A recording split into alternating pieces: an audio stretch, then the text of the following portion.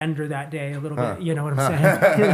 An eating bender? Yeah, I'll smoke and then I'll just go fucking hog wild some days, you know. And it's like I get on a train, I can't get off. Yeah. You know what I'm saying? I get the same way, but at least if you're keeping it within a specified time, then it's not so bad. Yeah. Yeah.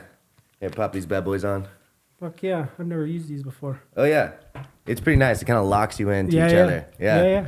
So I've always been curious about it, but yeah. So just try to keep the microphone about like maybe a fist different distance from your face. Right. You can move this shit around as much as you want to move or whatever. Yeah, correct me if I don't, you know, if I'm all right. off on it. I haven't For sure. I haven't done a podcast in probably 8 years. Oh, really? Wow. Huh. Yeah. I used to do a lot with Josh in real estate. You know, I do stuff like that with him. Wow. He was doing podcasts 8 years ago?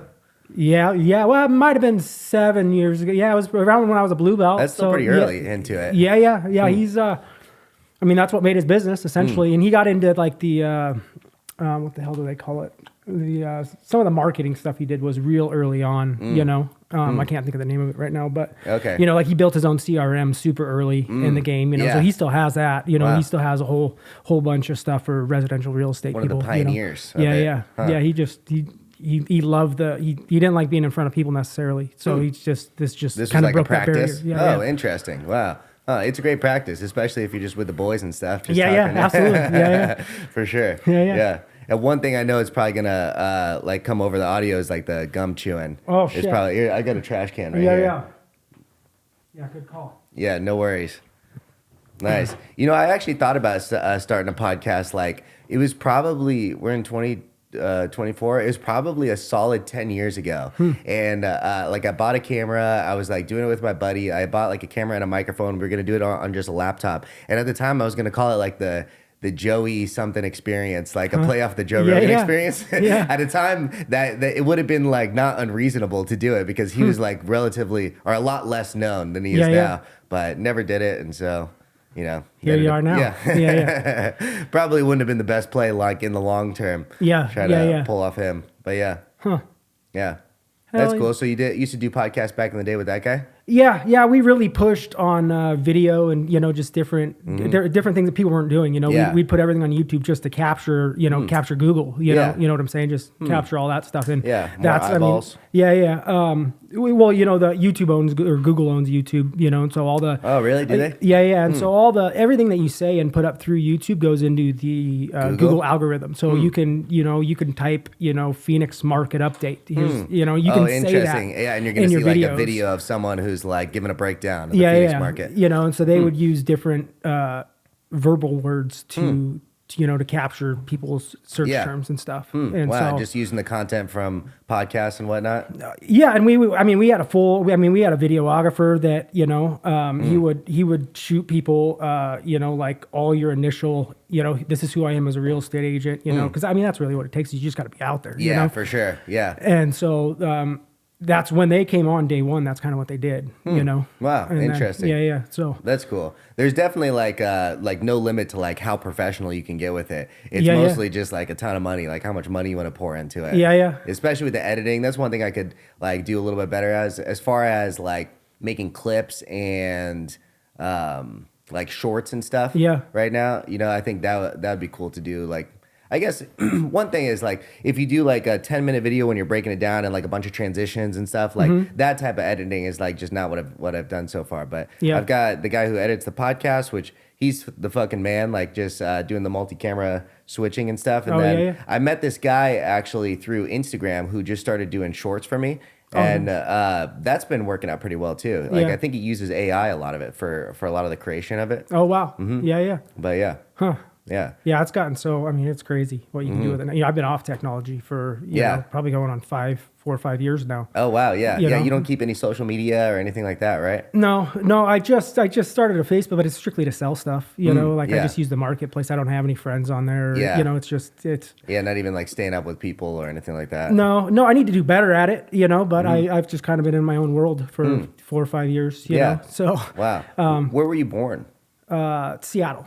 Oh, it's a little town outside South Seattle called Enumclaw. Interesting. Yeah. So it's in it's in the sticks of so Seattle was like an hour away, let's say, but it's full country, it's farms and people that own, like it was all 5 acre minimums. Okay. And so it's out in the country, but now it's not. Now it's become more populated. It's its own city. Yeah. Oh, really? Within that, the last 5 years, we moved back there, thinking me and my wife and kids. Oh, really? You're gonna move back there just to live there full time?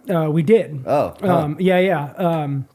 That's we moved back up there to be with friends and family and everything else, and it just it's not who we are anymore. And really? Yeah. Just as far as like living in like the sticks type place, or just like in the weather, or. Yeah, I mean a lot of my friends they party hard, not a lot of fitness people, that I hang out with per se, up there, the people I grew up with, they're most of them are construction workers of some sort, or they own their own construction companies or whatever. But they're not so much into, none of them do jiu-jitsu. No, I don't have a single friend up there that really, other than the people that I've trained with, since moving back up there. Yeah. But like my old time, my family same way. None of them work out. None of them, it's more party focused lifestyle. A lot of bonfires, barbecues, shit like that. Those are fun too. Oh, it's a blast, man. But it's 6 days a week. Exactly. You can become a professional at it real quick. Yeah, exactly right. It is important to like be very controlled of like who you surround yourself with, because if you have just those people around you, like eventually that's just all you'll be doing. And it's good to have like good influences around you for sure. And so that, plus with the Washington politics, I don't even want to talk about it, but just with how it was going up there, it was about mid-COVID when we moved back, and we were like, holy shit, get me out of here. Wow. You know what I'm saying? It was Washington where they had that like Chaz. The Chaz, area, right? all that was forming. Wow. I worked like a mile from there. No way. Did you ever like go see it? Like, no, fuck, no, I don't want nothing to do with that shit, man. I'd be curious just to see what it looks like. Yeah, it was a pretty intense. Where I came from, everyone's gun loves fucking guns in my town. They all have 20 ARs. It's just it's their country. So did those people though, right? Like those, like the people occupied love guns too. It was for a different reason. That's why it was scary. Yeah, man. It was like holy shit, man. Let's it's unsettling. How interesting. Yeah. What an interesting point in time that happened where people fucking took over. Oh man, it was incredible. Really, I think it really changed the dynamic too.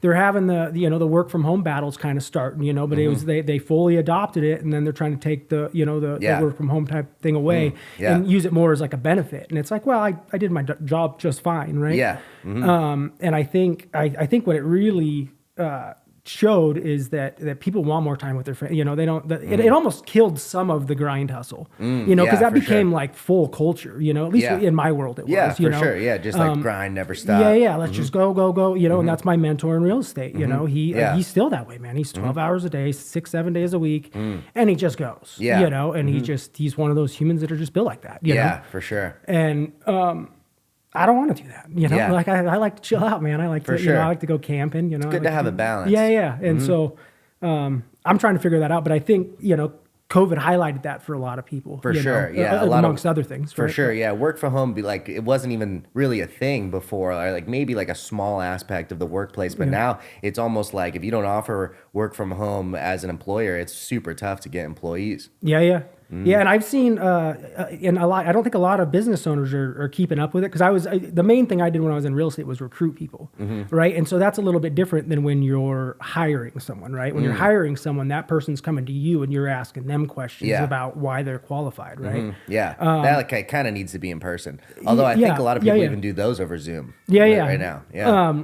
But that's how a typical jobs work since the 50s, right? Yeah. And that culture is changing, where you need to be recruiting people in. Where when that employee comes in, they're interviewing you to see if you're going to be a good fit, right? They have no matter what the skill is, it could be a doctor, a lawyer, whatever. That you have the skills, obviously the bare minimum skills. Yeah. So the workers figured out, like, hey man, I can get this job, right? What are you offering me? For sure. That it's, and it creates a more competitive market. For sure. Yeah, and just for some reason, it's just like a dynamic of the workplace where there ended up being like more employers than employees. So like the power shifted on that side. Yeah. We're still in that dynamic. Yeah, for sure. There's like a shortage of jobs. Yeah. Like if you want a job, you could go get one. Yeah, and there's just, and I'm one of them, to be honest with you. There's I don't remember what the number is, but there's a shitload of like not out of work, just males not seeking work. Like they don't want anything to do with it. For right? sure, yeah. And that's what I did. I left the workforce about 6 months ago, and I'm like, I'll figure it out. Yeah, you know, and nice. I'm figuring it out. Right? Yeah. It's hard, it sucks, you know, but I don't want to be a part of the workforce anymore. I feel You you. know? Yeah, it fucking sucks working for the man or working or just Just working towards something I don't want. Right? Yeah. Like, and I really enjoy flipping stuff. Right? I always have. Is that what you do for money now? Yeah. So I flip a lot of gym equipment, but I'm starting to get into like, you know, I'm testing storage units right now. You know, I'm buying a lot of kayaks right now. You know, like just different things, and it's just storage units, meaning like people who've like abandoned their space. Yeah, people that have, you know, that you know, you could just like buy the unit, not knowing what's in it, and then they'll take pictures and stuff, and it's like, you know, you're making an educated guess on how much you think you could. What can I stuff in see? there. You know, what can I see in there? And then, you know, you'll buy it for this, and hopefully that, you know, and there's things I'm picking up, right? I'm not For good, sure. you know, I've bought maybe 20 units. And so I'm not great at it, right? Wow. But I'm just trying to figure out anything I can buy and sell that has a line on, because I enjoy doing it, right? I like to wake up in the morning and be like, oh, dude, there's something it's out like there. the hunt for today. That someone's fire selling, Yeah. you know, they need it gone, they need it whatever. And it's like, I want to find that deal and buy it, you know, I enjoy it, you know. Wow. You know, my dad recently started doing that type of stuff. He like, I think he buys a lot of stuff through online auctions. Yeah. Actually, have you like explored auctions? Yeah, I do a ton of auctions, you know. Okay. Yeah, and so that's Like he buys a lot of vehicles and stuff. He bought a fucking fire truck the other day. Oh, nice. Hell yeah. Yeah. He got probably public surplus. Yeah, I exactly. saw a ladder truck the other day on there, and I was like, holy Okay, wow. that's like a 40-foot, 50-foot deal that you're signing. I mean, his was pretty big. It wasn't the one that's like the main one that goes to fires that like puts out, but it was like the secondary one. And it's like, it's a fucking fire truck. It's big. It had like, I don't know, a dozen of these like giant tanks, a bunch of like, it had like 2 engines in it alone that are like extremely expensive. Like probably would be over $100,000 if you wanted to buy it new. He bought the whole fire truck for like 11 grand. Yeah. Yeah, which it's a lot of vehicle for 11 grand. Yeah. Well, and it's just fun, you know. I bet he was we so just excited drove to tell around the fire people. truck. It's wild. Yeah, I drove it around a little bit. It's kind of crazy. Like when you're in the front seat, the front tires are actually behind you. Yeah. So you turn. It's like different than driving a car because like usually the front tires are in front. Like you turn and it's like from back over there. So it was pretty fun though. Yeah, I was a fire engineer from like 18 to 22, 23. A fire engineer? I drove the fire truck. Oh, okay. Yeah. So I'd pump on fires was like and stuff. engineering how to set this shit on fire. No. There's a little of that too, man. The term is arson. But fire trucks are fun to drive. You know, we drive them in the snow and stuff. They teach you how to drift them and stuff. You know, in case you get out of control. Oh, interesting. Yeah. Okay, it was a whole class you'd have to take. You know. So you were a firefighter for a bit, or a fire engineer? What exactly is that? It's a firefighter. It's just the engineers who drives, and you know, we had pumper trucks because it's in the middle of nowhere. You know, and so our trucks had big water tanks on them. And so I wouldn't necessarily hook up to a hydrant right away, right? I would go to the fire, and then someone would drag a line to me and hook up to the. Okay, you know what I'm saying? You start blasting just what's in there. Yeah, it's and then they hook a straight couple into it. thousand gallons. You know. Okay, wow, enough to get it going. Yeah. Interesting. Yeah, it was a fun job. You know, it was really cool. I had started with. I thought I was going to go back down that route, you know, because I've been really trying to figure out what do I want to do with my life, right? I'm probably, you know, most people, you're a little too old to ask that question, but Never too old. Yeah, it's one of those things. Like I still got some time left to have some fun and make some money and do the whole thing. For sure, yeah. So you might have to start over a little bit, you know. You know, I mean, there's like basically a couple options. There's that, like trying to figure it out, or there's just sticking to what you're doing because it's comfortable. You know, it's paying the bills, I guess. You know, it's okay. And then a lot of people just stay in that like monotonous routine of like, I fucking hate my life, but they weren't willing to make any change. So making the change and just trying to figure it out is, I think, the more noble choice for sure. Yeah, you just gotta. I mean, you just gotta eat crow for a little bit. You know, you just you kind of gotta swallow your pride. You know, I'm finding that right now to be real big in jiu-jitsu. Right, coming back to like nogi and stuff. I'm getting my ass whipped by blue belts by everybody. You know, and it's a hard choice that I got to make. You know, it's like, do I want to get better? And because I'll level up, right? You know, it's just over time you'll level up. Yeah, the ego will. Yeah. You know, the there's a ego lot to of step guys in. who like are at our skill level, get to brown belt, but they like, maybe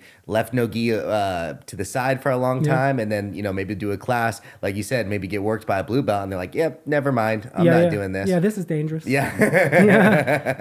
It's only dangerous for the ego, though. It is. Yeah, man. because it makes you feel like, what the fuck? Yeah. That's the only real reason. Because like as like a martial artist, it's one of the best ways if you have this massive hole in your game to make these incremental increases. That's one of the most difficult parts for me. I feel like at this skill level is like to like what is gonna actually make me better, like at on like a noticeable difference. And like you'll hit these lulls, and I feel like I haven't really had too many lulls in my whole jiu-jitsu career, but I would say probably over the past like 6 to 9 months, I'm having to take like a real tempered approach to like how am I going to get better at jiu-jitsu. Like I feel like I show up to class, we show a move that's like I've seen before, I probably could work on it more, but it's like you almost get into that mode like, oh, seen this, and then don't like look at it like with white belt eyes. I remember like when I very first started, I would like fucking stare intently at the instructor because like everything is just so novel and new, and just trying to figure out new ways to like improve like that. But if there's a big hole in your game or something that you've been neglecting, one of the easiest ways, just fucking start practicing that, and you'll make monumental increases. You're still a brown belt. You're just, have been like neglecting the nogi. Yeah, and I can feel it when you jump into any. I don't even know what a lot of them are called. You jump into any leg lock. And that's all. Everybody. You know? I can feel it, but I haven't figured out what it is yet. You know what I'm saying?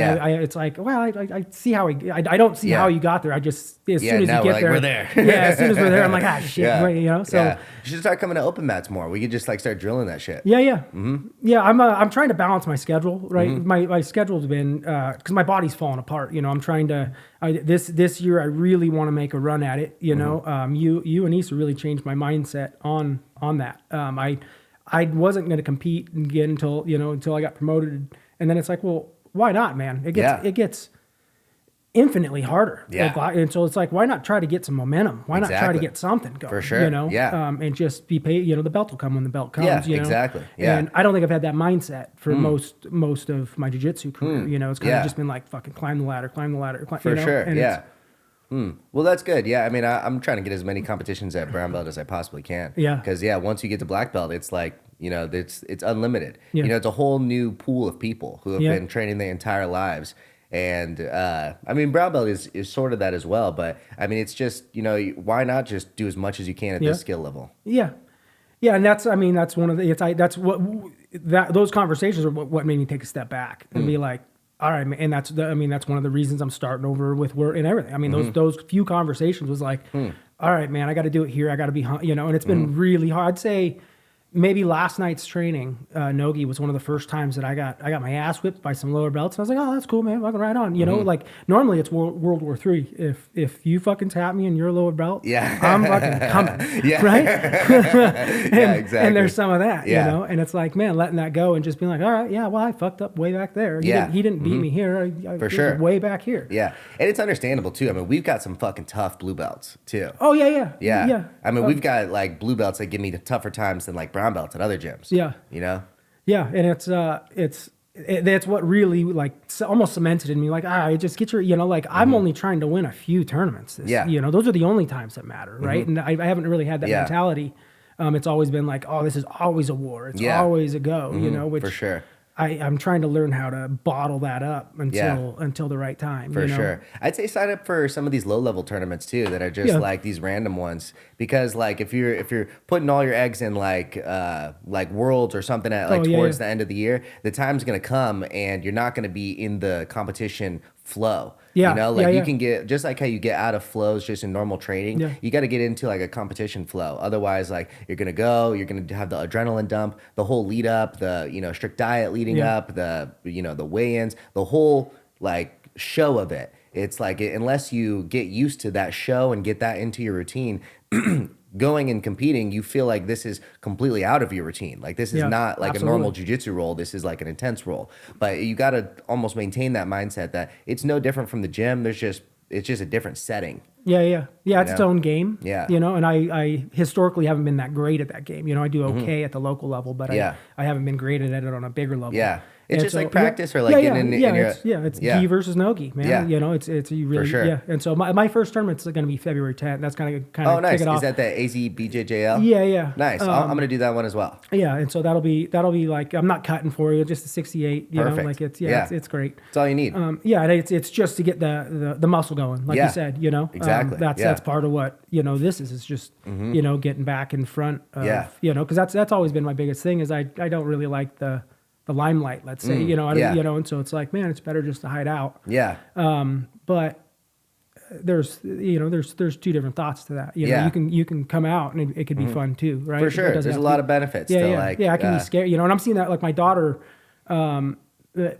7 and she does like acting classes, and stuff. And she's in Peter Pan here in February, she has a solo, there's 3 of them, 3 little girls I don't know what you call it, but they all have to do their song. Yeah. And so she's having to sing in front of us. Wow. Getting the practice out. Yeah. And just, going to work out the nerves and stuff. Yeah. And so now we kind of joke around with it in public, I'll just start singing loud or something, nice. just try to break it from her. And it's like, who gives a shit, man? Yeah. Right. Like it's just fun, and so there is another side to that, where it's, you can also just be in line, which is where I've been. Yeah. I think there's like growth to that, like almost like coming out of your shell a little bit. Yeah. Like it's weird. I feel like I've been a naturally introverted person my entire life. Like, throughout like high school, I was never an extremely talkative person. Like if something needed to be said, I would say it. But other than that, it's not like I was the class clown or like most popular or anything like that. I've always been really fairly introverted. And I feel like mostly through like work, my work has been a constant progression of like growing outside of that. Because, one thing that I realized when I was like young was that like sometimes you'll be in a group setting and someone will say something and you'll completely disagree with that, but you just won't say anything to them. And you think in your head, it's like they're going to figure it out eventually, or like the truth will be exposed because it's the truth. And that's not always the case, you know, unless you actually fucking speak up and say something and disagree with that person. Often that's not the case. And I feel like, I've just been super quiet my whole life. My first like real job that kind of brought me out of that was like serving tables. Like at first that was like so nerve-wracking to me, just walking up to people that I didn't know. And like I was probably a shitty server at first because I just like stalked the shit out of my tables. I'm like, you guys doing okay? You sure? Okay, it's been 2 minutes. You okay? Yeah, absolutely. Yeah, I really just kind of let them go. And then getting into like commercial real estate, cold calling people at the time. Like I remember it was like fucking like crippling anxiety, just picking up the phone, but not even, I have no clue who's on the other side of that phone. And I'm just like dialing a number. I'm like getting so fucking nervous. My heart's pounding out of my chest. But I've always felt like it's really important to like be good with your words. And I felt like this was just all like tests for me for trying to grow my communication skills. And so sort of through that, for better or for worse, I feel like I've like sort of grown in that. Yeah.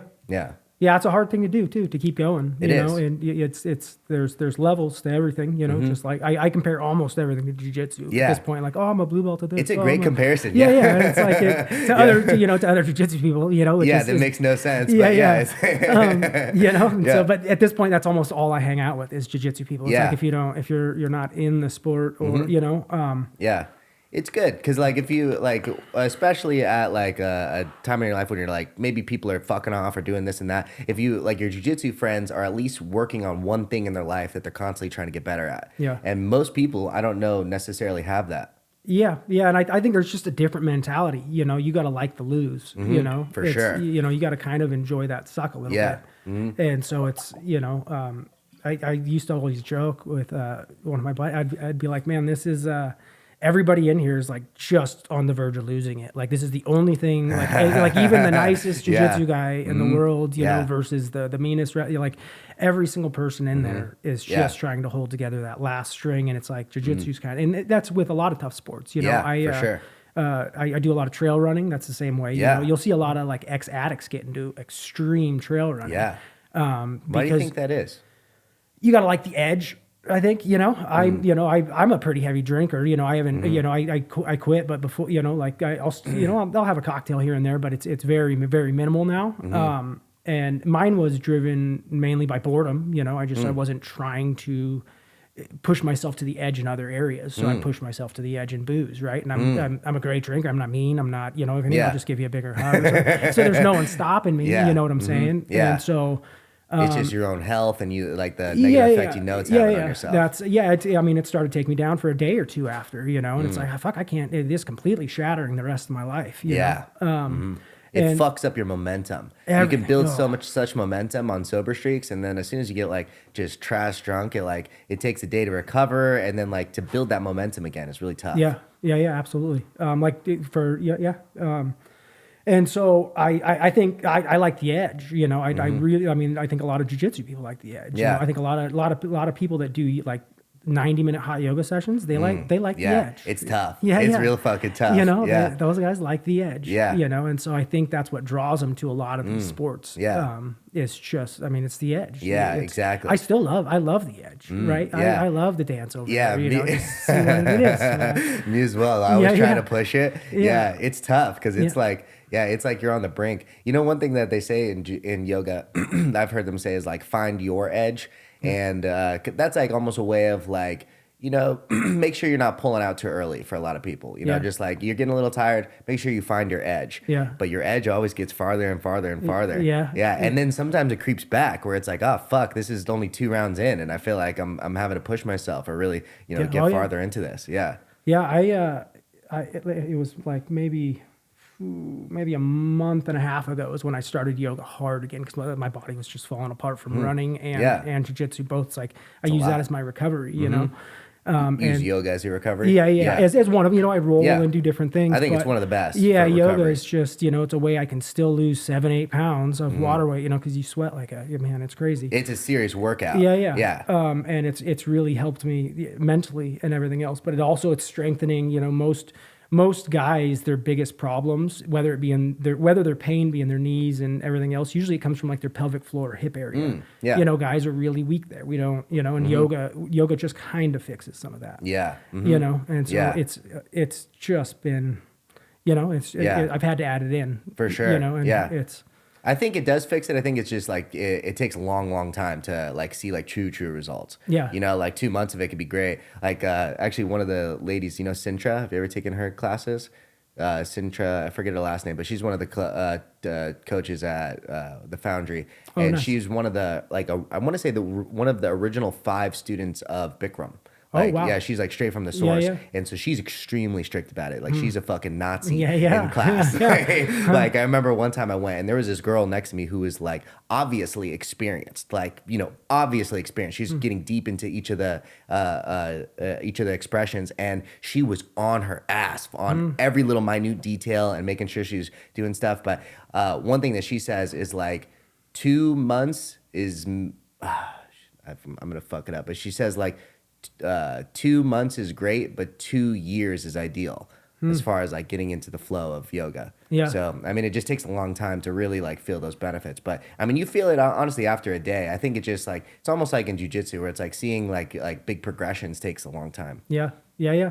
I was talking about, we were trying to put it in perspective because I think yesterday was my 20th class since I signed up for my nice, or whatever, So she's like, 20 class, congrats, blah, blah, blah.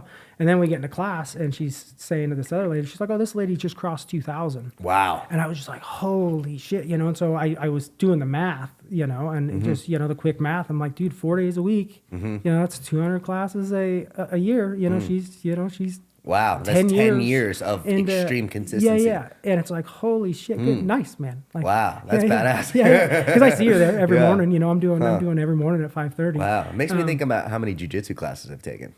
Yeah, that's what I started. I was like, God, I got to be pushing, a few days, at least 3 days a week, right? Yeah.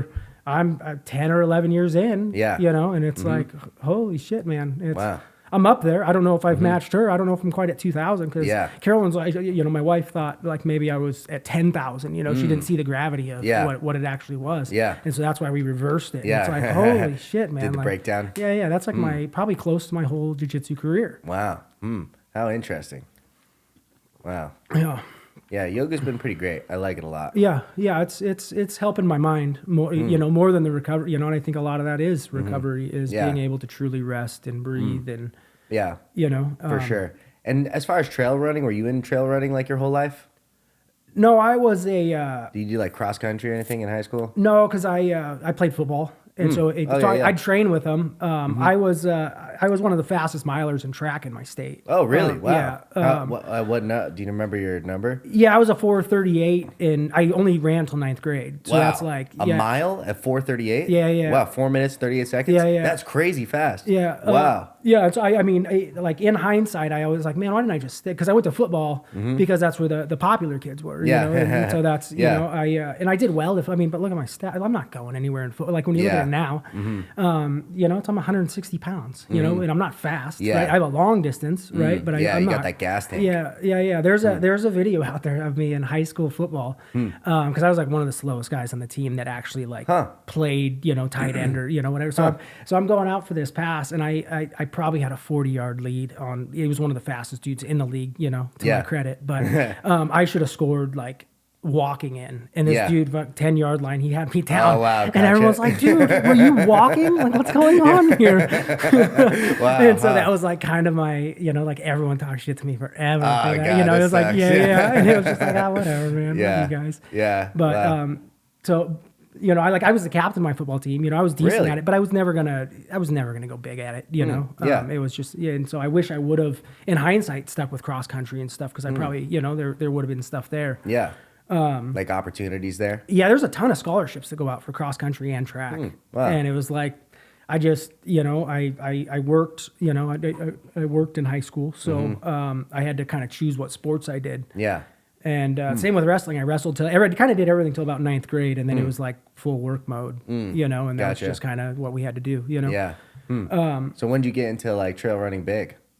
Because you said like, weren't you running like 5 miles a day every morning just recently until the injury?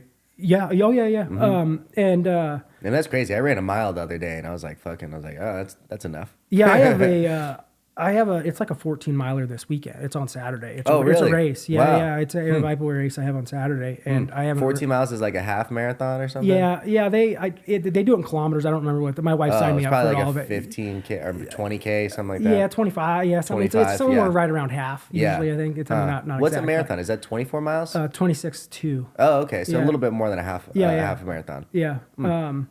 And so we just kind of signed up for it on a whim. So I mean, that's where my schedule. It's like, man, I got to work, right? But I got to recover in the morning, you know. And then I got to get my runs in, and then I got jiu-jitsu, and not, you know, it's like it's becoming like a full-time job, you know. To really dedicate yourself to anything. It's a full-time sport, job. Yeah. And it's like now I got to make money too, you know. And so it's like it's like holy shit, you know, Yeah, because it's I'm tough to starting over balance with all that, of it, you know. for And sure.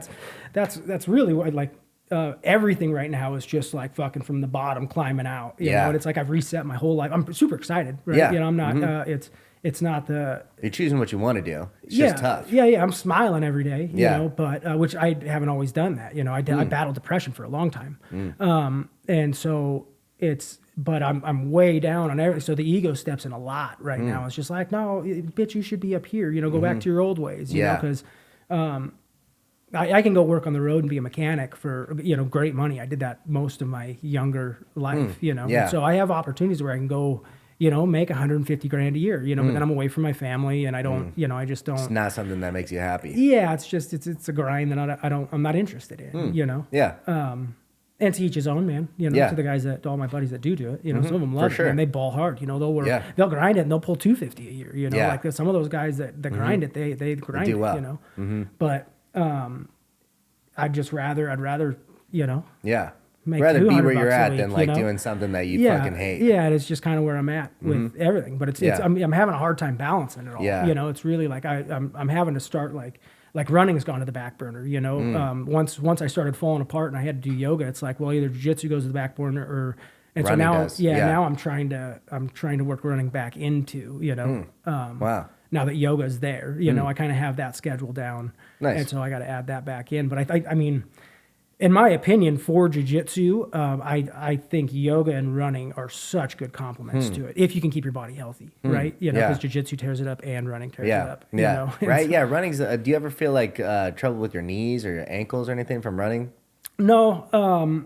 I mean, I do, but usually it comes down to my posture and my shoes, and if I'm not recovering, right? Postured in your run, you're saying? Yeah. Your form, Yeah. you know, if you buckle your knees, you know, there's a very strict form to running. Maybe I don't have good form when I run, because I feel like sometimes even with good shoes, I'll get like shin splints from running. Like the first time running in a long time, I'll get like shin splints. I wonder if that's just from bad posture throughout. That's usually. I mean, my wife works at a physical therapy clinic, and they have a whole running program that they put you on a treadmill. They do it just like if you go to Roadrunner Sports, they'll match your deal, and they'll build soles to match your stance and everything. Okay, interesting. But what the PT clinic does is they'll write you out a plan to strengthen where you're weak. Right, you know, and so it'll balance you back out, and then your running form becomes natural. Again, Okay, you know? like a strengthened program that's outside of running, or like something you do during running. No, it's outside of running. It involves some running, but it's strength. Like right now, my knees and everything is all falling apart because my hamstrings are like, you know, I just bought a GHD because I flip weights, you know, so I have a GHD in my. What's a GHD? Glute ham developer. It's CrossFitters love them. Okay, you know, it's more for the CrossFitters, but it really builds your glutes and your hamstrings. And that's good for running. It's good for everything. You know, like we're extremely weak in the back of our legs. You know, we just from sitting a lot and everything, you know, we're just weak back there. And so I can't even, like, you're supposed to, it's like a Nordic sit-up, essentially. You know, where someone holds your ankles and you go down and then you go back up. Yeah. It's a machine. It's like that you just do it with, like, your legs, or you do it while, like, postured still? Well, it holds your legs in for you. So basically the only thing it does is takes your partner away from holding your legs. Okay. Right? But it's basically nice. a Nordic sit-up, essentially. Oh, that's cool. Yeah. And it's in the air, so you can go all the way down and come all the way back up. Oh, wow. Huh. But there's a couple different exercises. That is cool. I've been wanting to try Nordic curls, but, like, I just, I don't know where to do it. Yeah. I just need, like, a friend to hold my ankles or something. Yeah. I mean, that's I always think, because they have such a big footprint, too. Yeah. You know, that's you know, like, that's a big thing with gym equipment. It takes up a lot of space. You know? And it's like, dude, it takes up the size of this table. And it's something you should do like 5 to 10 of a day, I guess. Yeah. You know what I'm saying? Like, it doesn't you don't take a whole overdo ton it. of time out of the day. Yeah. And the thing weighs like 250 pounds. Jesus, yeah. So you can't just move it. You know? And so it's like, you know, it's everything. That's why most guys that I get them from, they're getting rid of them, is because they're like, dude, it's just too big of a footprint. It takes up my whole goddamn garage, and now I got a squat rack over here and dumbbells, or, you know, whatever it may be. And so that's the biggest problem with them, you know, and that's, I'll keep them for, you know, a month at a time. I'll play with them. And nice. And then resell it. Yeah, then I get rid of it. That's nice. Yeah. I've been working like my posterior chain recently with like either like good mornings or deadlifts and stuff. And like mostly because like that, like going from standing to bent over, or really from bent over to standing, is like a big part of like wrestling and jiu-jitsu. Like you'll come over and you need to get postured. So I've been like trying to work that a lot recently. Yeah, wrestling, man, that's a tough sport. It's just a lot of work, man. It's like I wish I would have put in that work when I was like 12. Yeah, you know what I'm saying? Because I wrestled through junior high. Yeah, and then it's like, man, if I just would have, you know, kept going with it, you just kind of had it. Right. Yeah, I wrestled my freshman year of high school, and like I did it because like I've heard it was like a good way to stay in shape in the off season of football, and it fucking was for sure. But it was like almost like too good a shape. I was like, yeah, I'm good on that. I didn't really understand it. I didn't really like understand the point. It was before I was like really a fan of MMA or anything like that, and so I wish I would have just had a better understanding of like what the point was, or like the maybe greater goal with like grappling, but just never stuck through it. But you know, you wish you would have done everything fucking younger. Yeah, absolutely. All you can do is practice it now. Yeah. And hearing Issa talk about wrestling is, you know, it's like the other day, I don't remember who was asking him exactly, but he's like, do you ever get tired of wrestling? He's like, no, man, I love it. It's just so much fun. And I'm like, dude, I don't have that mindset with wrestling. You know, it's like, dude, this is a grind. Yeah, it is, you know? for sure. I'm trying to turn it into fun. You know, like that's most of the time I got beat yesterday was just, I'm going in for the shot. I'm going to take the fucking shot. Which that's good. Yeah, honestly, when we rolled yesterday, you had like probably like 15 attempts or something, which is like a lot of the time the toughest part, just like actually going for it. Yeah, and people I can't get in there. Yeah, people get like nervous on just the going for it. But like the more reps you get, the more better you're going to get with that. Yeah, just be prepared to get guillotined guillotined a couple times. Oh man, yeah, you did it like 4 times to me. It was a couple weeks ago. You did it like 4 times to me in one round. I'm like, I'm gonna go for it again. Yeah, exactly. That's all you can do. Yeah, exactly. Yeah, I mean, there's a technique for getting out of the guillotine. Yeah. Yeah, I mean, you're gonna have a good takedown and then just jump to side control. You'd be out of the guillotine. Yeah, I think I saw you do that yesterday. You hopped someone's deal, and I was like, oh yeah, I remember that from way back in the day when I did it. Exactly. We used to have like a strictly wrestling class. I wish we'd maybe bring something back like that. Yeah, I still have wrestling shoes. Yeah, I still have a pair. I didn't get, because it's like, I hate it, but you know, part of the riding that edge that we were talking about is liking that hate. Exactly. I did hills this morning, man. I was like in my truck about to cry at the end of it. Like it really, that's fucking tough. Yeah, good for you for fucking sending it on that too. Yeah. I haven't done it in a few weeks, and I used to do it I drop my kids off on Wednesdays, and then I go straight to this hill that I do, and it's just sucks. Wow. And it's 10 reps, and it's you got to cross the finish line on all 10 of them. I'm not always running, right? Yeah, for sure. Sometimes you walk by the end of it. It's a fucking hill. The hill sprints are tough. Man, they're rough, but I noticed that when that dog needs to come out in like jiu-jitsu and stuff, like that dog's there. Yeah. Where other times it's not there, and we better pull guard real quick. Yeah. You know what I'm saying? Nice. Well, that's really good. That's one thing I've said I like need to fix in my game is like having a deeper gas tank with my cardio. Yeah. I feel like for some reason, just over the past year, my cardio has gotten worse. Like I don't know. I don't think I've changed anything in my training. I feel like I might be like nutrient deficient in something. Yeah. Or maybe I just need to fucking run more hills. I don't know. Yeah. I don't know. Yeah. I mean, for like, I would say get your blood work done. Is probably the best. Because like me, I have an iron disease. It's called hematomacrosis, and I just collect iron. Oh, right. Really? And so it's completely manageable if you just donate blood.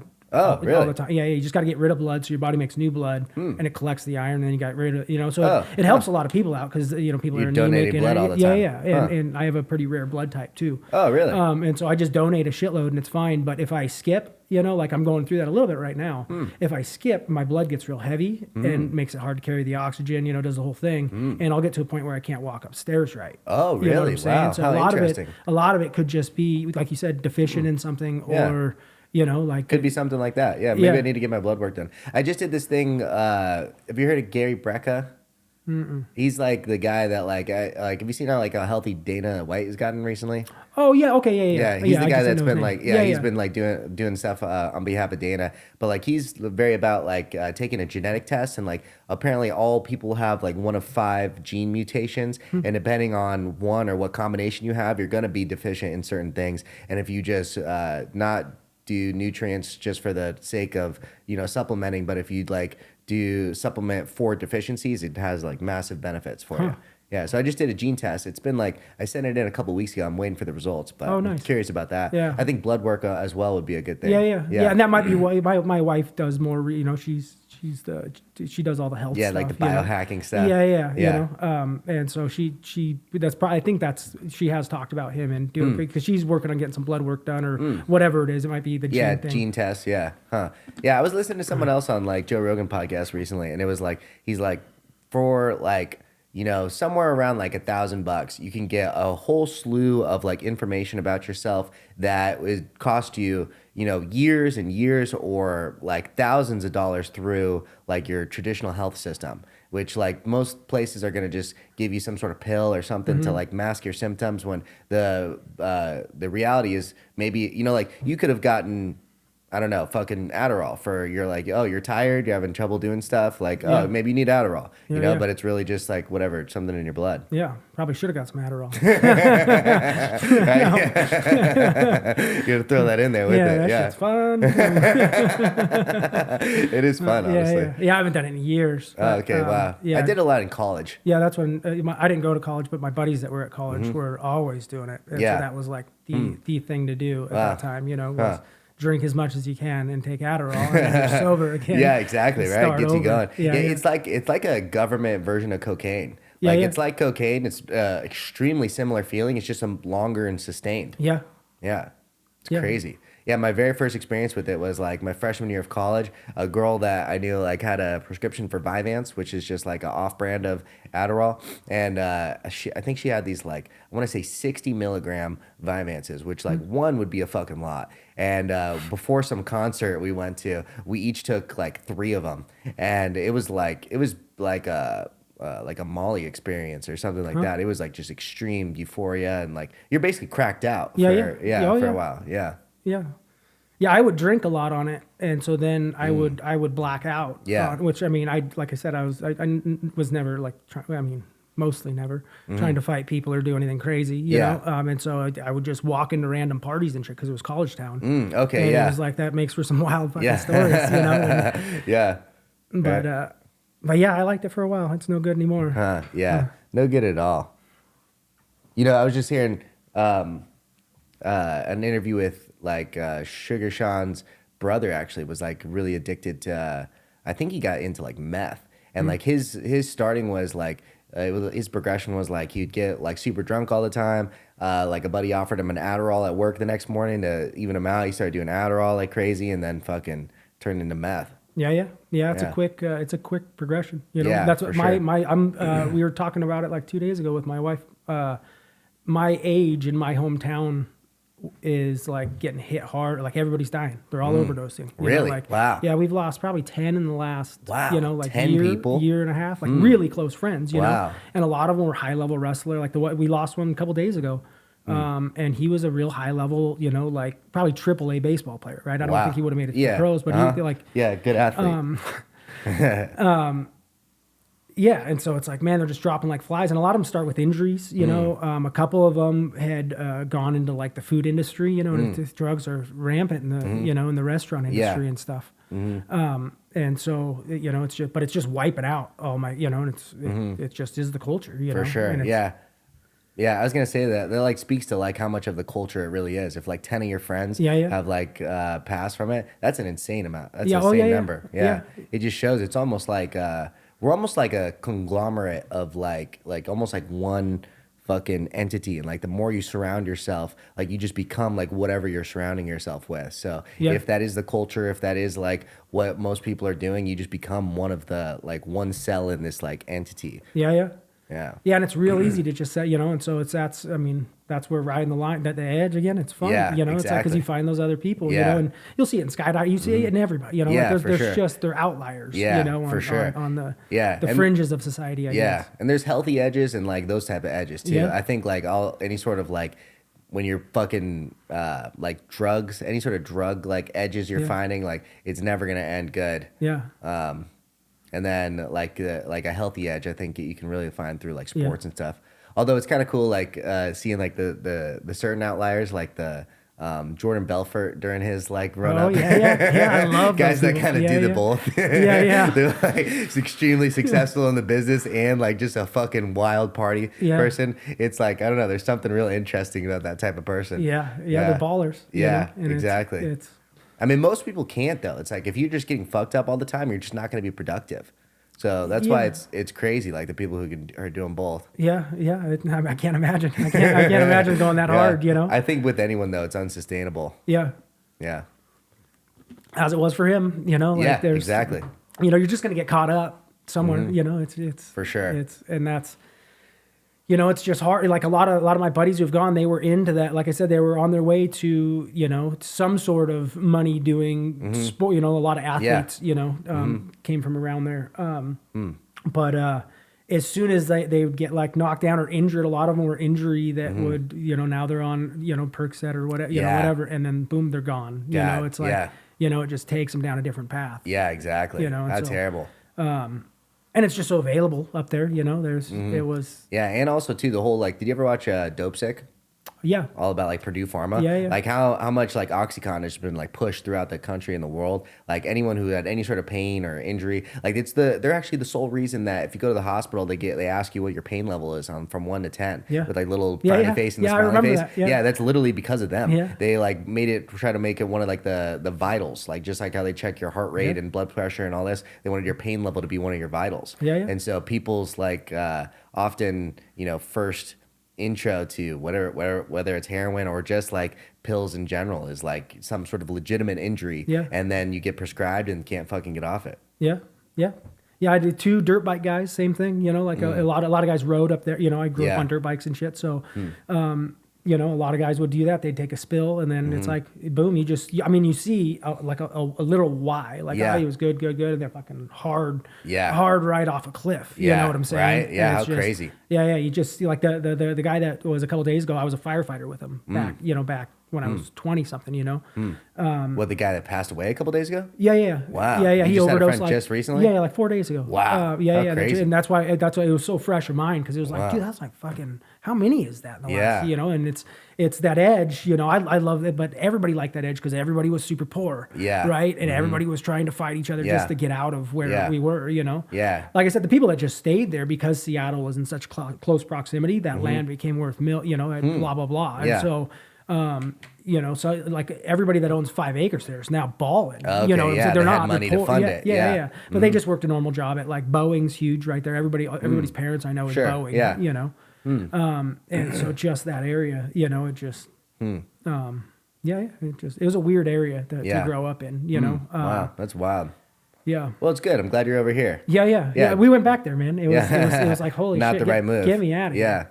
Yeah. I mean, everyone says like you're the 5 people, or you're an average of the 5 people you surround yourself with, but like a lot of people don't take it seriously. It's super important to like seek people who are like interesting and inspiring, and you know, be around them. Yeah. They influence you for sure. Yeah, and I mean, what I found, anytime you reach up, you know, because I always tell you, like, you're always reaching up and reaching down. There's people that are below you that need fucking help, and there's people above you that you need help from. Yeah. You know, and that it's the people above you. They always want to help. You just haven't found. You haven't made it worth their while, right? Like, you know what I'm saying? Like, sure. And so there's always a mentor out there for everyone doing anything. You know? Especially in today, like, I mean, you could just find it through the internet. Like, there's so much inspiration everywhere. Yeah, and I think it's super important, like you said, the 5 people, but to have like a coach, or like almost a coach, you know, in different aspects of your life to tell you where you're fucking up. Yeah, you know, because exactly. I mean. You could always be doing better in different ways. Yeah. And if you're in the fishbowl, right? If you're just swimming around the fishbowl, you don't necessarily see anything else. Yeah, exactly. You don't understand like what you're fucking up at. Yeah. That's why I feel like actually psychedelics have been super helpful for me. I feel like psychedelics have exposed, like, anytime I'm like lying to myself, I feel like it like just puts a bright light on it and be like, yo, obviously you're doing this, and it's been like a excellent tool for me to try to help improve myself. Yeah, I mean, I agree 100%. You know, ayahuasca is the one that, I mean, all this rebuilding that I'm talking about, I mean, she was telling me to burn the bitch down, you know, like, just, you got to start over, man.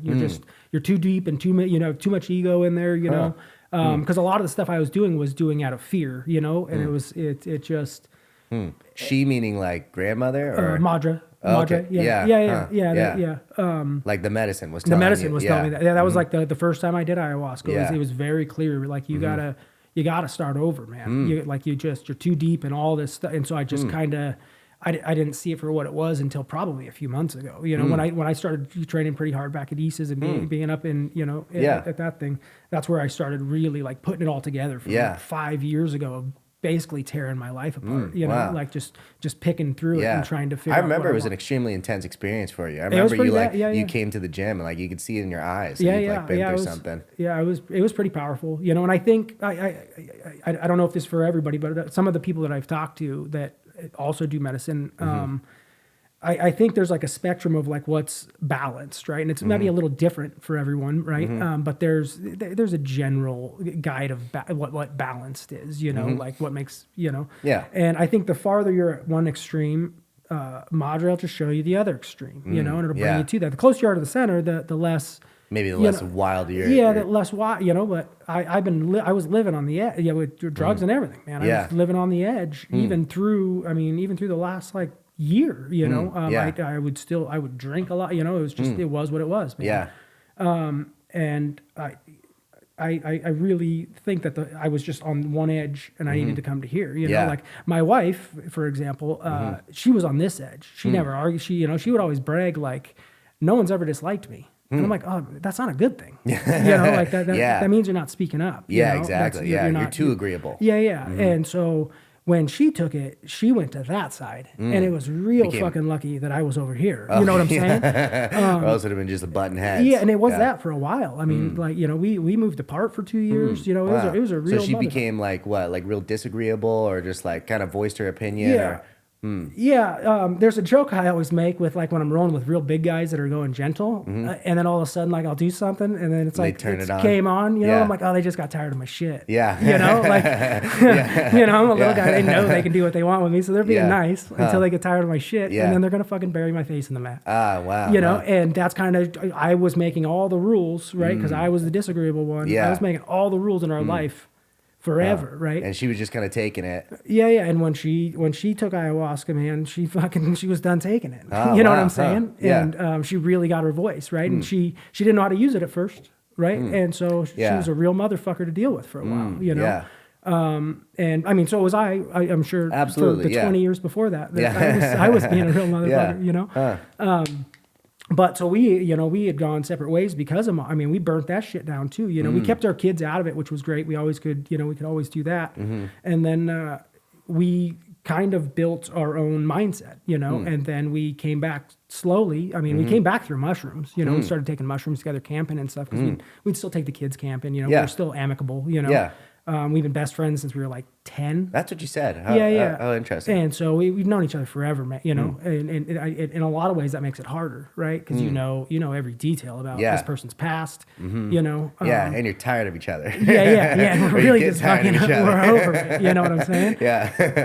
And so like when we went apart, that's when I moved off grid, I moved up to Sholo off grid and, lived doing that for like a year. And then we just started coming back kind of through mushrooms and stuff and just figuring out like, hey man, we both want the same thing, right? She's in the healing world, she does cranial sacral therapy, which is, it's supposed to be, I'm not going to explain it. Look it up. Yeah, look it up. Just go Google search. Because I'm going to butcher and make everyone look like an asshole.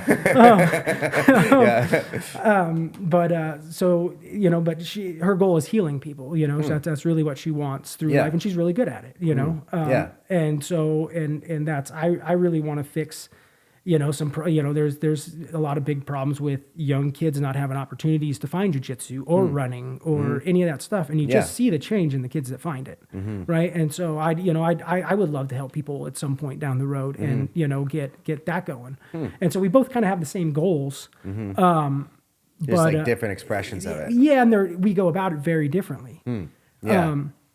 And so that's kind of our main disagreements were that we were just going about it differently, right? And it's like, which is probably good. Yeah. And so like when we step back, and the mushrooms really made that happen, right? We could step back and be like, well, we're going the same place, man. Yeah. Just because you want to take a right here and I want to take a left here. Yeah. Like I'll fucking perfectly okay. Yeah.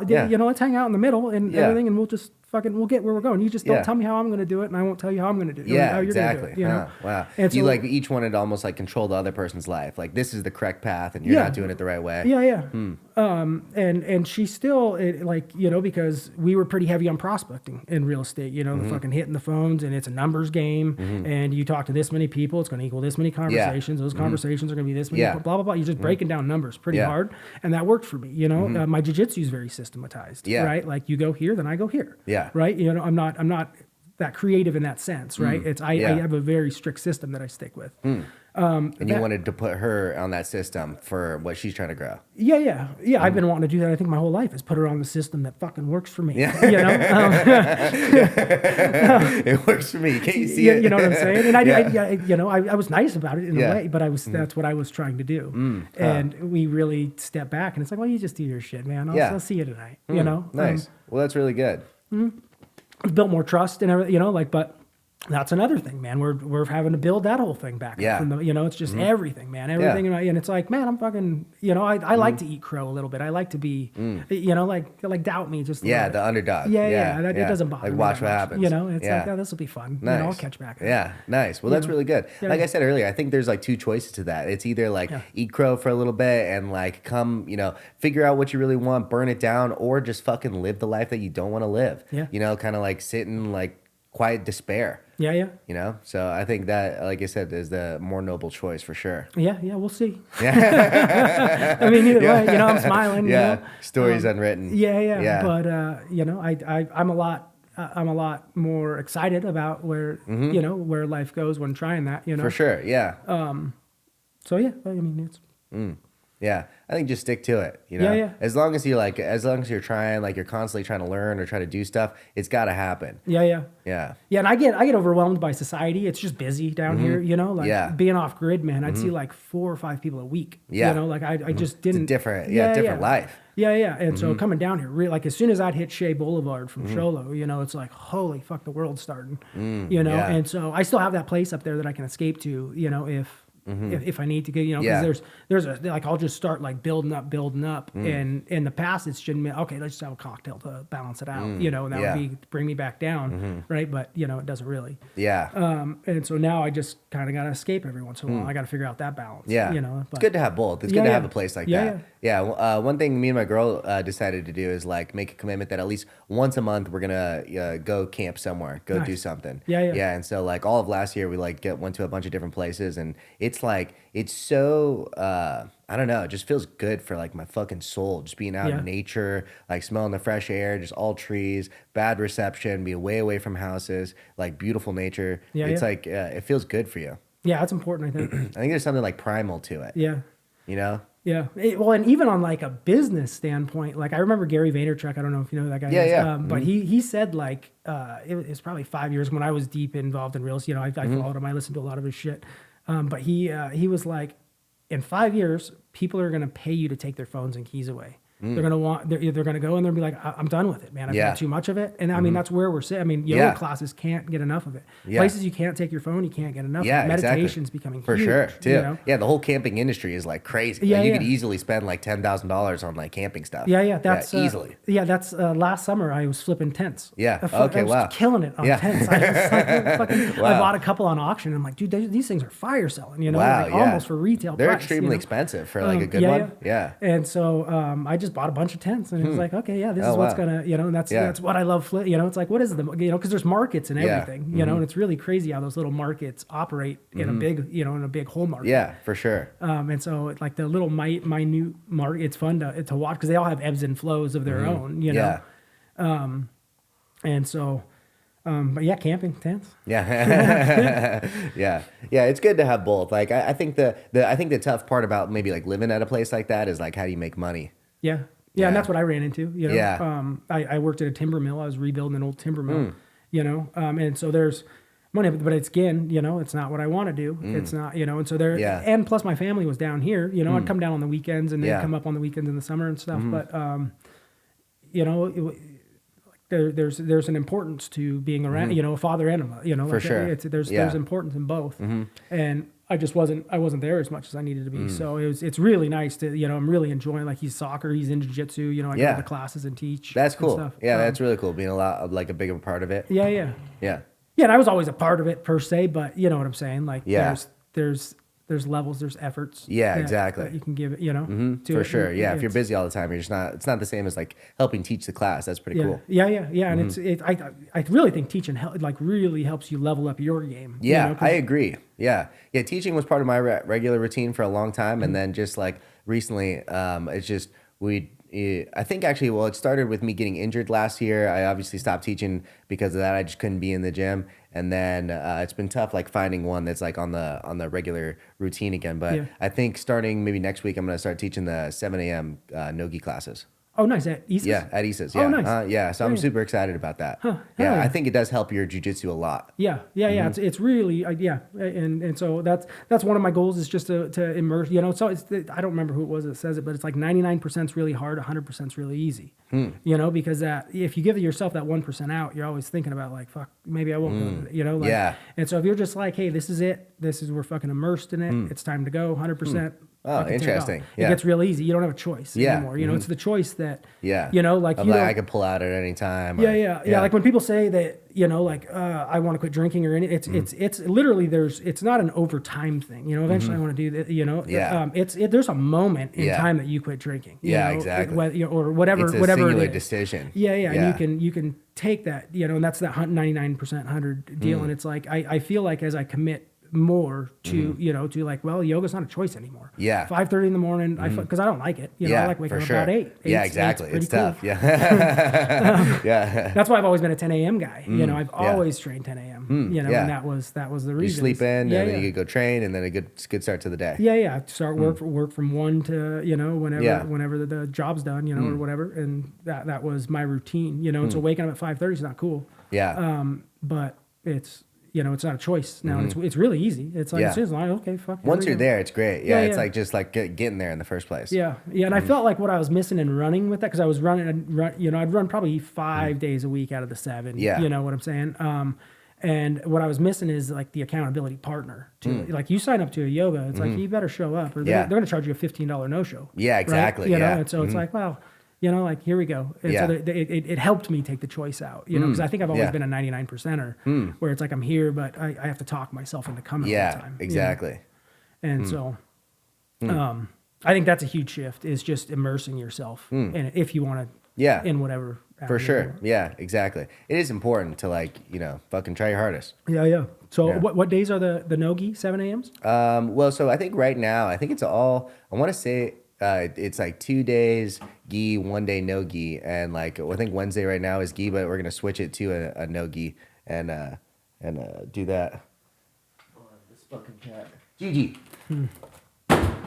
stop it.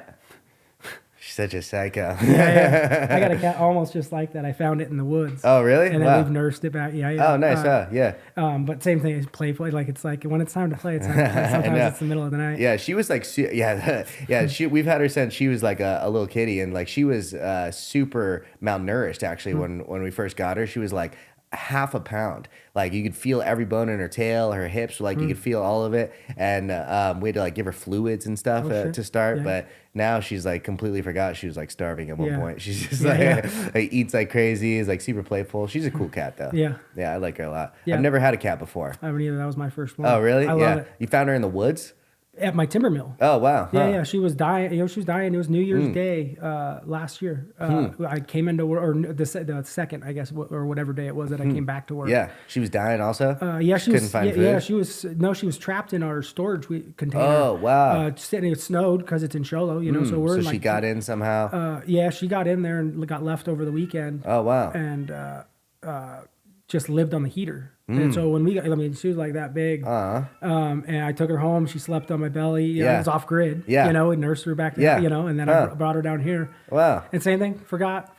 Yeah. Now she just completely forgot. Now she's just part of the family. It was really cool because after we got her fixed, we got her down here, made sure she's okay, and I brought her back up there, and she was like my buddy up there when I was off grid. Yeah. And so, but she would kill all the rats and birds. It was so that's fun. fucking sick. It was watching her hunt, man. Yeah. She would be up in a tree for an hour, just super still. Wow. Yeah. Yeah.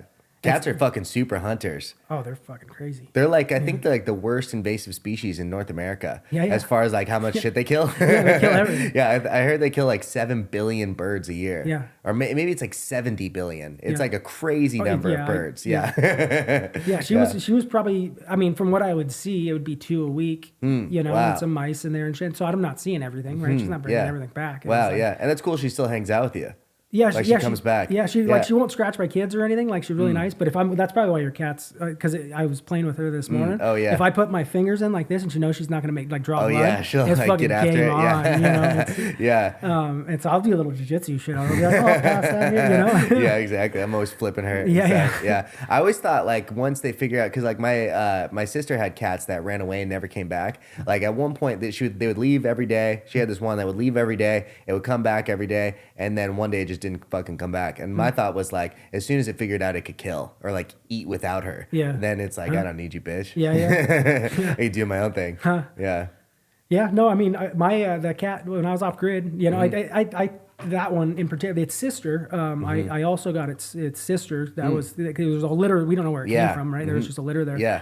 And so, but that one wouldn't come to you. So I put it on my property to kill mice and bullshit that move nice, in, yeah. you know? And so I Yeah. just feed her whatever. Yeah. And she did that. She took off after about a month. She was she bounced. Yeah. She was good. Thanks for the food. See you later. Yeah. But this one never did. Huh, You know, wow, this one how cool. always goes back. Yeah. Yeah, So that's funny. Yeah. Cats are so much different than dogs. I had like dogs my whole life. Like dogs almost just love you by default, but like cats, like they gotta like you gotta be fucking cool for them to like you. Like, something special. Like they like you on their own accord. Yeah. My wife took away the I made a cat door for one of the windows, you know, and my wife took it away just because it was cold outside. You know, it doesn't insulate that well. Everything else. So she's like, well, she's just gonna be inside. We can let her out when we're home. Blah blah blah. Yeah. And like the cat's ignoring her right now. It just comes snuggles with me. And she's like getting pissed. She's so like, you "Dude, this fucking cat took doesn't my want-" window away. Yeah. That's funny. So I keep talking to her about freedom. I'm like, the cat just wants some freedom. Man. Yeah. You know, it's kind of, yeah. That's funny. Yeah. What's the temperature like in Sholo right now? Oh, I don't know about exactly. I mean, it just snowed up there. Oh, You know, really? It gets Huh. hit like Flagstaff. Oh, really? Yeah. Huh. That's pretty cool. Yeah. Do you go up during the winters or mostly during the summers? Right now I don't because so I have like the little shed that I lived in, you know. It has like a little shitter and it's a cold shower, you know. It has you know, but it's a shed. It's an off-grid shed, you know. Okay, and, so you had no water heater on it. I bought a water heater and then it was just like it's like one of those camping portable ones. Yeah. And I just never hooked it. I was like, cold showers, whatever, you know, just fucking Okay, haul yeah, ass right. and go. You know, Yeah, it just was it's what good it for was. you.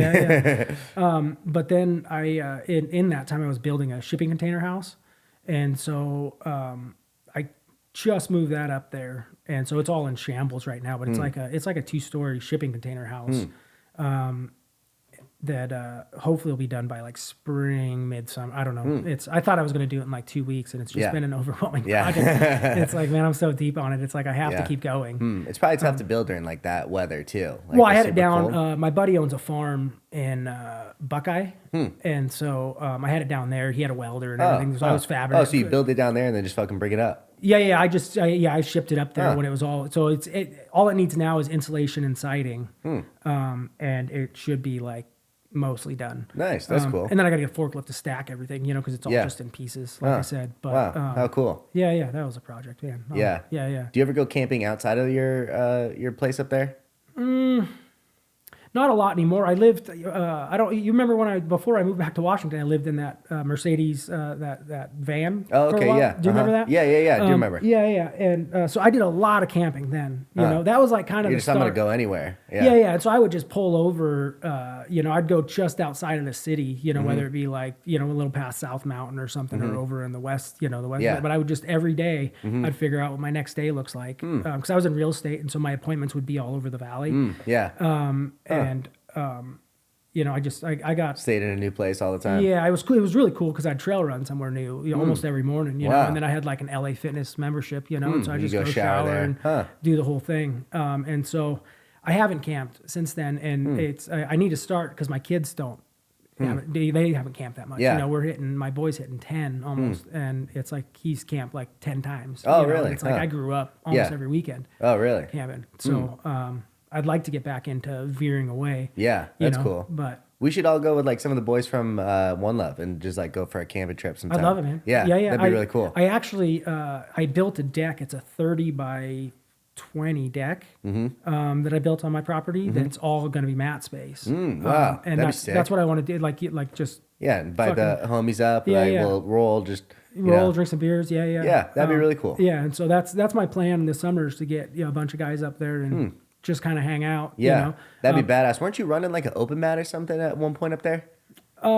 Yeah, a long time. Yeah, the first house that I lived in before we went to Washington, Yeah. I built it had a 25 by 25 garage, you know, and so I just matted that out and made it look real nice and everything. Nice. Had some And- couple local people that would come and train. yeah, some wrestlers and shit. Yeah. You know, I was coaching cross country up there at the time. You Okay. know, because I wanted to run selfishly. You know, Yeah. a lot of times if I go coach in a sport, it's because Yeah, So I, you want to do it? yeah. So I got into wrestling. You know, I was helping out with the wrestling team and stuff, and Yeah. you know, it's just the same thing. I want to get your ass whipped. By, Yeah. you know, by high schoolers. It's humbling. It's humbling. You know, For sure. Some of those guys are fucking sick. Yeah. We had a couple. I think there's 2 state champions that year. You know, Yeah. and they were higher weight, so they were like 180, 190, and it was like. Well, it's like holy also fuck. too, if you try to do jujitsu with them, you're doing jujitsu. But if you try to wrestle with them, you're in their fucking world. Yeah. Yeah. Yeah, it didn't work. Yeah. Yeah. But it was fun, you know. Yeah. And so I'd get a lot of those guys would come over and they'd train with me and stuff. Nice. And it was again, when you coach, like I was really dialed in at that time. You know, I was in really good shape. You know, everything. I felt strong. Yeah. So I mean, I'd love to go back to coaching somewhere. You know, it's like, but man, That'd be pretty cool. Yeah, Do you yeah. keep a pretty good diet? You No. always seem very healthy. No? No. No? Is it just, you were telling me you like do fasting. Is it just because you just eat like whatever during that like couple hours a day? Yeah, I just grew up on a bad diet, you know, like yeah. my mom You worked stay pretty for, healthy. Is it just, I mean, it's because you're keeping a high pace of training or Yeah, high it's- metabolism? yeah, I mean, Maybe a combination? it's yoga, running, and jiu-jitsu almost Yeah. on a daily basis. You know what I'm saying? Like You it's- burn a lot of calories. yeah, a lot of it goes. But What do you eat usually? I mean, well, my usually tacos, I eat fucking 200 tacos a week. No way. Yeah, like it's what I live off of, man. I make It's really? big bag, yeah, and I've done Wow. it since I was like 12. Man. That's Wow. what my parents just, you know, we lived off tacos. You just make tacos at home? You just make a giant thing of taco meat and Yeah. every time you get hungry, scoop that You- shit in, fucking do your thing, man, and start funny. eating. And I Eat some love hot tacos? sauce. I fucking love hot sauce. I love hot sauce too. Yeah, Do you yeah. hard shell or soft shell tacos? Mostly soft shell for convenience, you Yeah. know. You know, once a week I might get some double deckers in there, you know, since Taco Bell funny. doesn't make them anymore, Yeah. you know. But yeah, and so I mean that I eat a lot of potatoes, you know. But then you know, like you know, like we bought a Costco thing of Oreos for the kids' school. Yeah. And I'll kill a sleeve of that in fucking 20 minutes. Wow. You know, it's like so I'll put down some Oreos and you know, we bought a Costco thing of gummy bears. At Yeah. one point it was like, dude, I was shitting That's gummy good. bears. Yeah. You know, it was Wow. Maybe and for so- recovery, just dialing in the diet could like help a lot with that. Too. Yeah. A lot of that's just the addictive personality. You know, it's like once I get Yeah. started on something, you know, so like right now I'm 36 hours probably ish into a fat into 48 it ends tonight after class. Okay, nice. And so it's just a switch in my mind. You know, like if I eat one Oreo, I'm like, oh, we could have all those. Yeah. You know what I'm saying? Exactly. I'm very much like that with food for sure. Yeah. Like I'll go on like binges too. I need to like almost stuff myself to get full. Like, Yeah. Especially if I'm stoned. That's why like often I try not to get stoned just Yeah. because once I do, I just have an insatiable appetite. Yeah. No matter what I eat or how much I eat, like I'm still hungry. I still want to eat more. But I'm very like routine with like food. Like I'll find something that I like and then I'm just eating that every day. Huh. Yeah. Yeah. I wish I had a little bit more, you know, like, Variety. you know, yeah. Yeah. Yeah.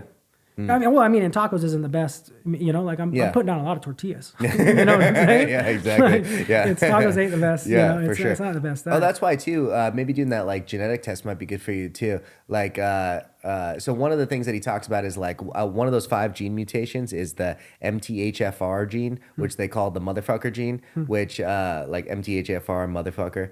And apparently 44% of the population has it. And I guess one of the big things that comes from it is an inability to process folic acid. And almost anything white has folic acid in it, especially if it says enriched. It means enriched with folic acid. So like white bread, white pasta, like tortillas, anything that's white has folic acid in it. And if you're unable to process it, it just has like a slew of like problems that it gives you your body. Yeah, that's for sure. Like my boy is, he's not gluten intolerant, but he doesn't do well with it, right? Like it definitely messes up his digestive system. Yeah.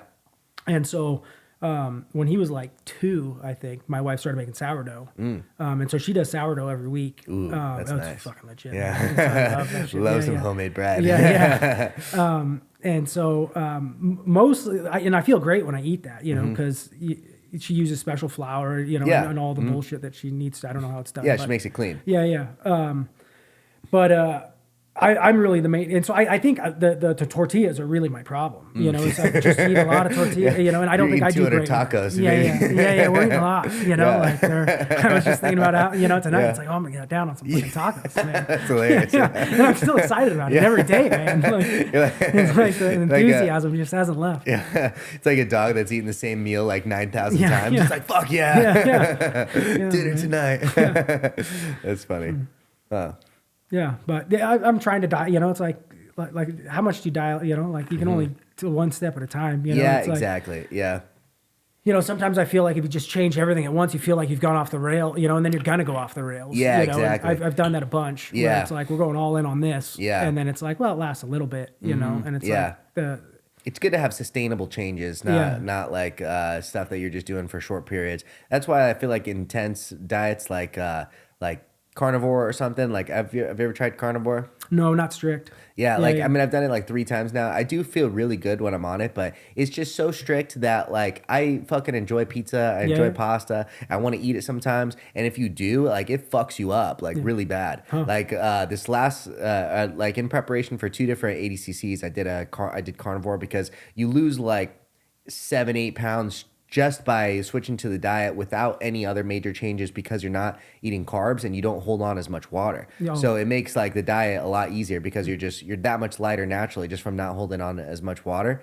And like I did it for maybe like a month or 2 months in preparation for the competitions. As soon as I go afterwards, you know, I'll fucking have pizza that night, a couple whiskeys, and then my next day, it looks like I'm fucking like swollen everywhere. My whole face is swollen, my hands are swollen, my ankles look like I have like rolled ankles, like literally like fucking cankles, just from a diet switch like that. And so it's like you're on combo or yeah, something. yeah, exactly. Like a A giant face. Yeah, exactly. Yeah. So yeah, I feel like it's not sustainable. I'm trying to just do stuff that you could do more long term. Yeah. And there's some enjoy. You know, how much do you enjoy it? You know? Like, it's like, man, I really like the foods that I eat. You know, it's for sure. It just is what it is. Yeah, that's why I like nice like steak, potatoes, like sweet potatoes. Like you can eat really healthy and enjoy it too. Yeah. I've gotten really into like Indian food in the last like year and a half, and it's like, man, that shit's fucking. Dude, I could yummy. take you to a good Indian place. Oh, over here. I'm looking for one. Yeah, the one right next to my house closed down, and it's like, dude, I need some. I need some biryani. It's fairly expensive. It's like $22 a meal or something, but if it's like good, man, it's quality. It's super quality. It's called this place called Taj Mahal. Just Okay, right down the I've hall heard of from that. it. Actually, Oh, dude, it's so fucking good. Yeah, real authentic. They're always playing that like the Indian music videos on on the TV. They're like so over the top, but they have a fucking butter lamb that just knock your socks off. Oh, so good. Yeah, I'm like looking for a garlic naan. They've got like a real tandoori oven. I hear like that's like the decider between like a legit Indian place or not, or one of the things you look for. If they don't have an actual tandoori oven, then they're not legit. Yeah. Yeah, I can get down on that, and that's pretty healthy. I think, you know, like it's not. I mean, it depends how you do it. Like the butter lamb, I don't think it's too. It's too healthy. And I get 2 garlic naans too with it. Those are good, man. Oh, it's so fucking good. Yeah, it's really tasty. Yeah. Yeah, we'll go to it sometime for sure. Yeah. This fast is gonna end in about 20 minutes. Yeah. Right. How often do you fast like that? I've never done a 40. You actually, when you did that 72 a couple weeks ago, I'm like, bitch, get your shit together. Like, it's not that hard to do it. You know, I was like, I'll just do a 48. You know, nice. Which inspired my wife to do it. She's doing a 24. Oh, nice.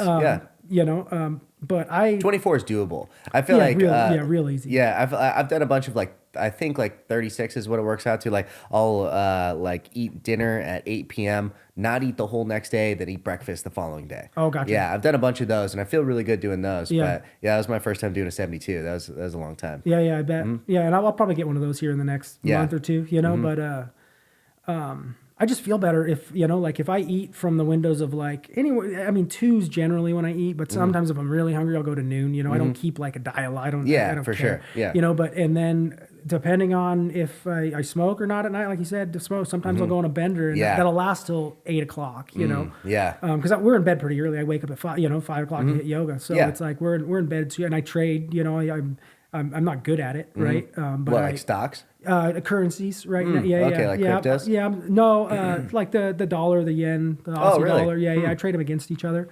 And like I said, I took some courses on it like maybe 4 or 5 years ago, and I was like, I didn't like real estate because the tied to location, right? And that's residential real estate, especially. You're tied to an area. Once you get good at a market, it takes a long time to do that. You can't just move. Yeah. And I really didn't like that. That was my main deciding factor to boot real estate, you know. And it was like, well, what can you do? You know, where I can make money anywhere, you know, that's an online business. And stocks was really it, you know. There's no barrier to entry, you know. And it's like it's on me to find, you know. And it's markets are just, I mean, they're really human behavior, I think, you know. And it's how humans are going to behave, you know. And so if you can kind of study some of that stuff, you got to look for I mean, there's a lot to it, right?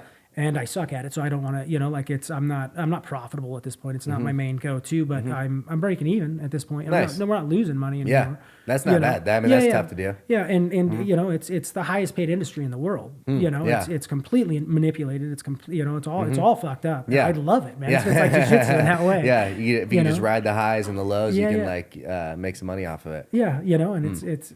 So in that way, someone wins and someone loses. At the end of the fucking day, that's what it is. And I love that aspect, my boy's into soccer, and I think there's some aspects. He does jiu-jitsu now. The main driving force of it is because soccer was making him kind of soft because he can hide in the crowd a little bit. Yeah, because it's a team sport. When the team loses, it's not my fault. We have a team. Yeah, and it's when it's jiu-jitsu, it's all on you. Yeah, it's like, so he's going to compete a little, he's not ready yet. He's got to learn a little bit more, but and the sole purpose of it isn't because he likes it. It's because you got to learn to go get what you want. You nice, know?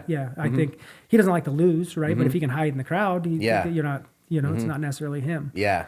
And so jiu-jitsu, there's no hiding. And anything singular, there's and that's what I really like about it. I mean, real estate's that way. It's fucking it's for sure. It's all on you. Yeah, and it's there's some really cool qualities about that. But it's also real. I mean, you have a reality light that's always shined on you, because the market speaks in anything, right? For sure, The jiu-jitsu market speaks. Who fucking wins? Who put in the work? Yeah, right? Exactly. You can't hide. Yeah, it's like that's the thing. Like, in real estate at least, it's like you can be trying your best and doing your everything. All that matters is if you fucking closed or not. Yeah. Can you close that deal or can't you? Did you actually get it done or didn't you?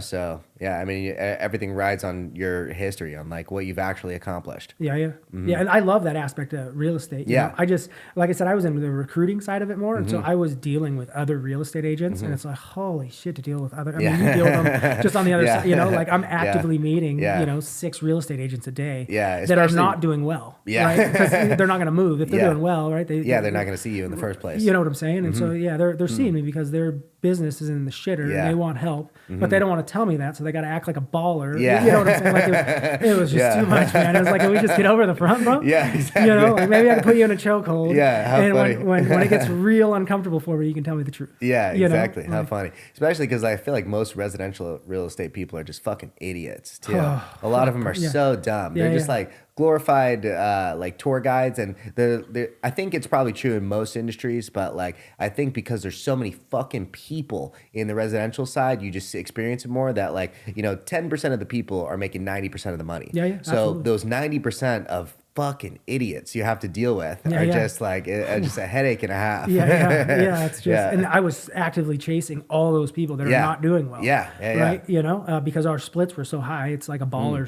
Someone who's already doing well wasn't going to do it, right? Yeah, exactly. We were offering training and coaching and different videography and all that kind of stuff. For sure. So that it just drove me to the it's like, oh fuck, I don't want to be talking to these fucking people. You know? Making money with stocks is like a real sexy option. It seems really fucking cool. It is tough. Like I've like bought a few stocks here and there, and I've like lost money on everything. I've like made, and then I just kind of realized I just need to. Because if you don't dedicate time to it, you're just fucking throwing money in the garbage. Somebody's dedicating time to it. Yeah, exactly. With crypto, I've been pretty good with it, because like I've bought like a good amount every time. Everyone's like, it's never coming back. It's absolute shit. So like just a few months ago, there was like Bitcoin went down to like, I want to say like its lowest went to land like 16 grand. I bought like a good amount at like 20 grand. And so now I had a marker to buy at 13. I was like, fuck, go down to 13. Like 13 was a good entry for me, and it's for like, sure. But now fucking 20 would have been a great entry. 30 would have been a great entry. Yeah. You know what? They every 4 years there's like a halving. You're familiar with that? Like you like get half as much whatever you would before if you mine it, and it's hit a record high every time right before the halving. So in March, I think it's going to happen this year. My plan is to liquidate everything and then reevaluate. I think I'm just going to pull out completely, because I'm kind of concerned about the whole market in general this year.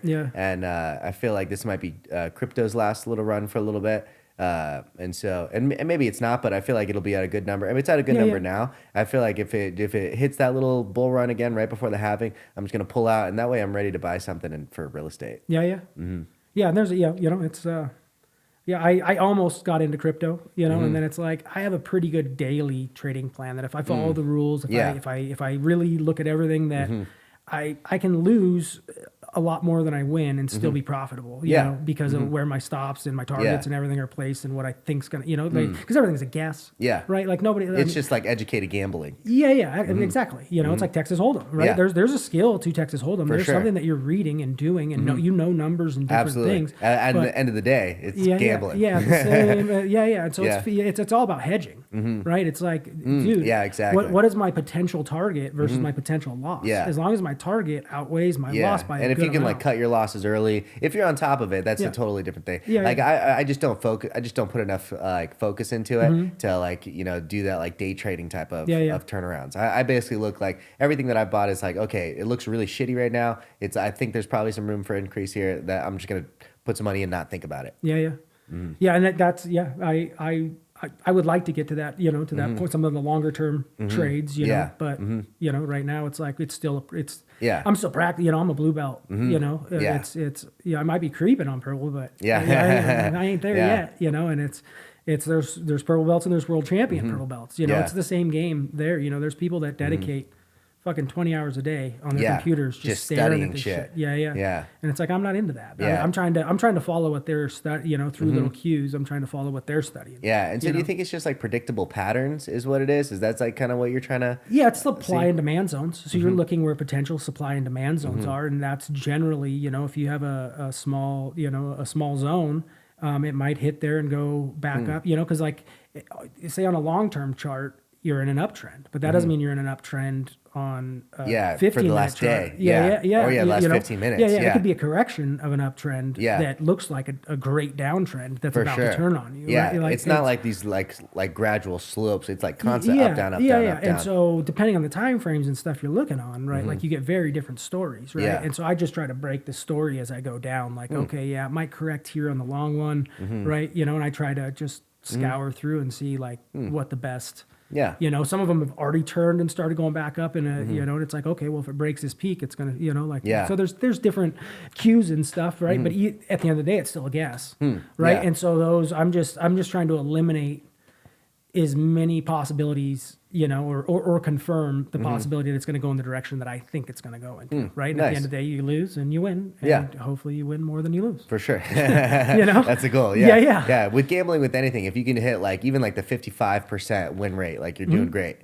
Yeah. You just got to know how to head, like a lot of the side bets on gambling are a complete fucking scam, because you can win 50-1 and everything, but it's got to hit. If they pull a queen of diamonds, right? And it's like, exactly. Well, your probability is very low that that's going to happen, right? If it happens, fucking right on, man. Yeah. But how many $5 have you thrown down there for sure to get that? That's it. But I just enjoy. I really like the high risk, high reward stuff. And I think if you can manage it, right? And I think anyone that goes into business on their own likes high risk, high reward. Yeah, right? exactly. It's because that's what it is. The market speaks, and you're either going to make it or you're not. Yeah. For sure. There's good and bad to that. It's painful. Yeah, for sure. Yeah, I like it a lot too. Yeah. I mean, I couldn't imagine just like settling for a whatever hour, dollar amount an hour, and just like being okay with that. Yeah, and it's to each his own, right? To for sure, yeah. Some people, on. Yeah. I mean, there's a lot of like comfort in that for sure, and just like being able to plan and budget and like and all of that, and I get that completely. But like, I don't know, I feel like I'm almost like manic depressive in maybe not an extreme way, but I feel like I am. I'll get in these highs and get in these lows, and it's almost kind of fun to like tie my income to that. I know exactly what you're saying. Yeah. So yeah. Hell yeah. Yep. All right, brother. Well, I gotta go get some food and I gotta get back to work today. But let's get it. All right. Well, dude, thank you so much for coming on. I appreciate it. Appreciate it. Yeah. We'll do it again, man. Yeah, absolutely. Yeah. For sure. Oos.